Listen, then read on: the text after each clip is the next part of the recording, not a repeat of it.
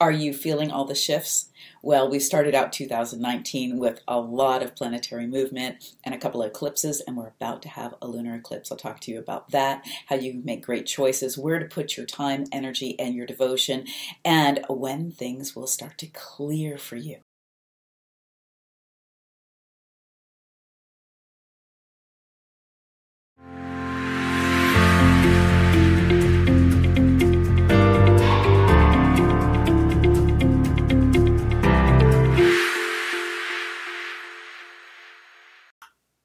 Hi, Prema Gurreri, Vedic astrologer, soul advisor, business consultant. Wow, we've had a lot of shifts. There's a lot of planets moving, and we're in the second eclipse of the beginning of the year of the month of January 2019. And that's what I want to talk to you about today, this lunar eclipse. With all the changes that we've had going on, some of you have been looking for that momentum of the start of the new year. And you really won't feel that until things settle out in the beginning of February. But this time happens to be good for something. Every time we go through, all the energy we go through is always good for something. And a lot of things are sort of sifting out right now, and new things are coming in.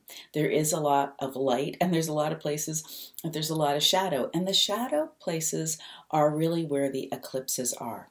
So we had a solar eclipse back on the 5th of January. And now we're having on the 20th of January, we're having a full lunar eclipse. Now, lunar eclipses tend to be pretty emotional, and this one is happening in Vedic astrology in the sidereal zodiac. It's happening in the constellation of Cancer. And Cancer is deeply emotional as well. It's also deeply devotional.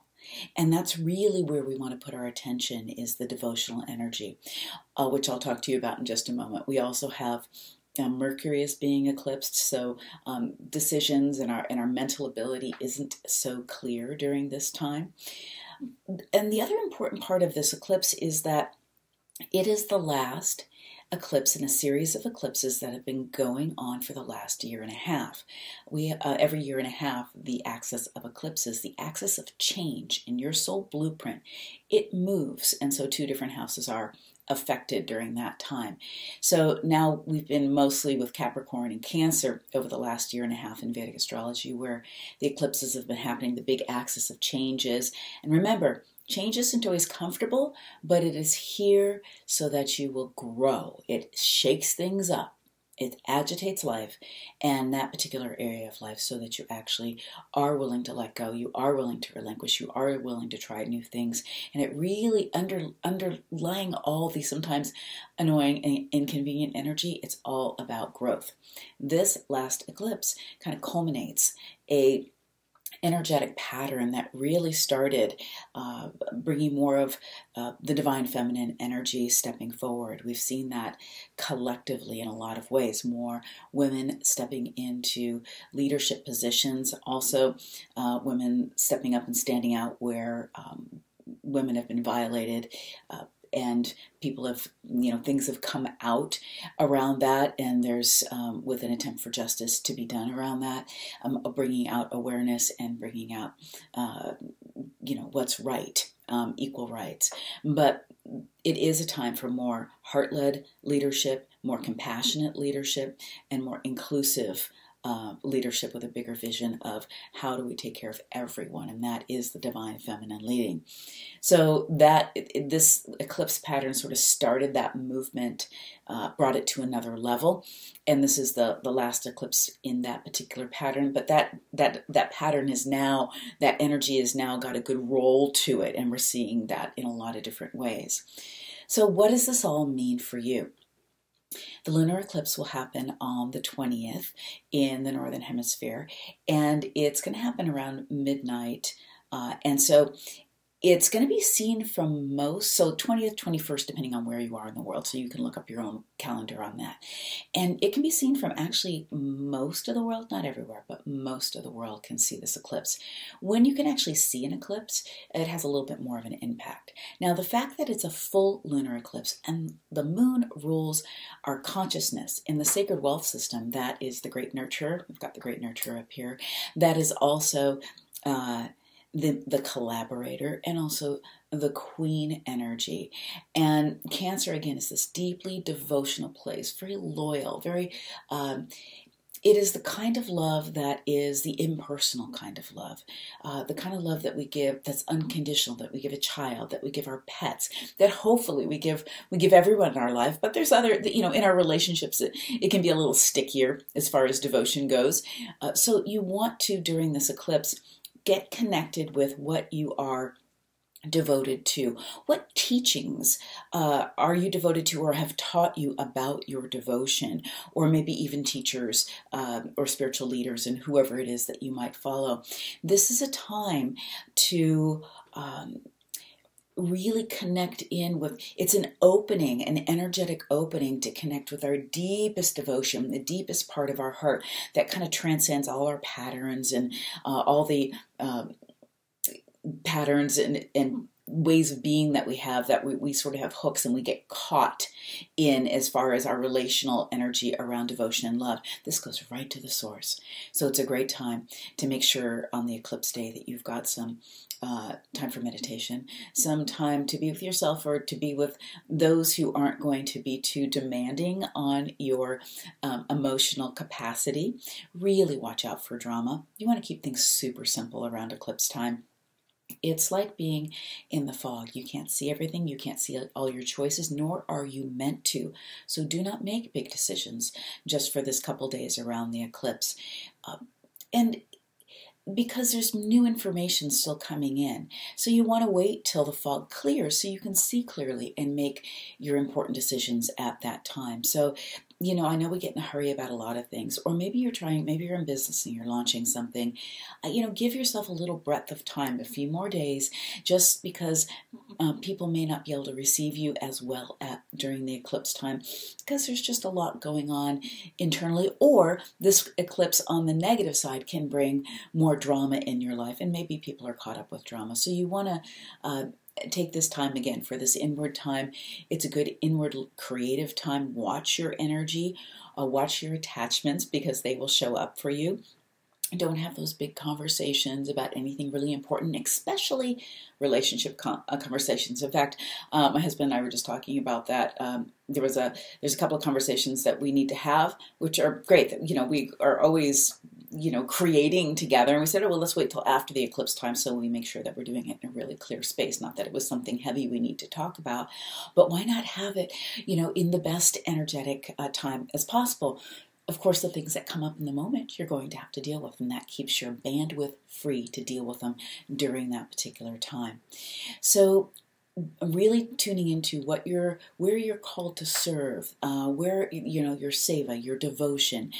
This is a very can be an inwardly nurturing time for you if you give yourself that time. And in our fast-paced lives, that is not something we are always willing to do.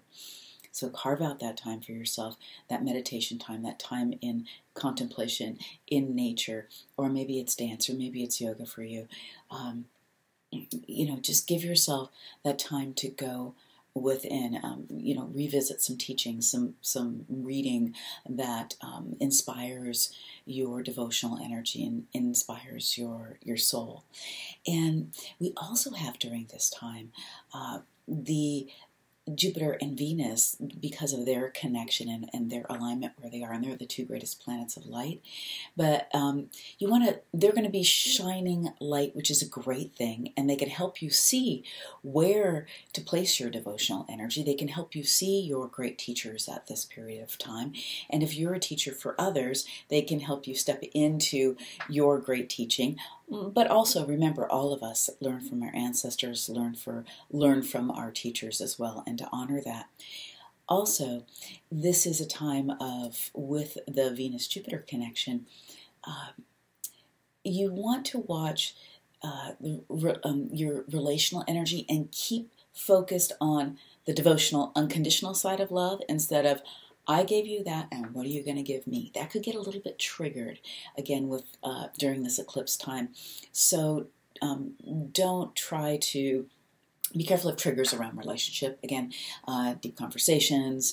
If they're organically and around devotion, that's great. But don't try to get your needs met, and especially your shadow needs met, during this eclipse time, you're probably going to be disappointed. What can you give? And where can you give? And where can you connect from your heart? And remember that we are all one.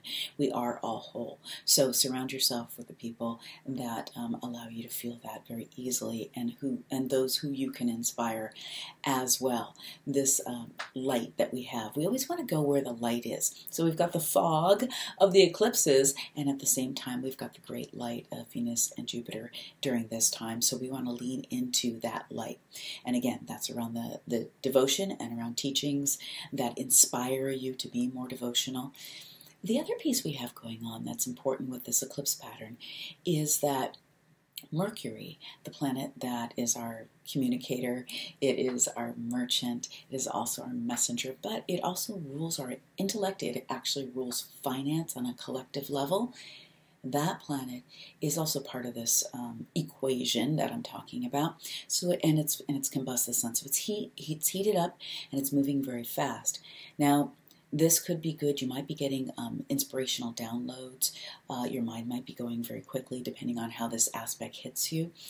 But it is, again, not a time to make really important decisions. If you can defer them to after February 5th in particular, then I would do that, because you will see things more clearly, and there's still, again, a lot of inspiration might be bubbling, but it's going to sort of filter out, and you're going to be shown where to put your attention.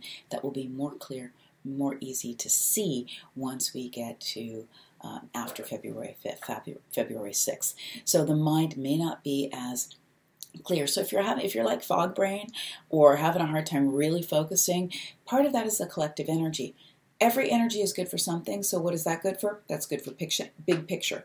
That's good for again, your devotional energy. That's good for what do you need to let go of.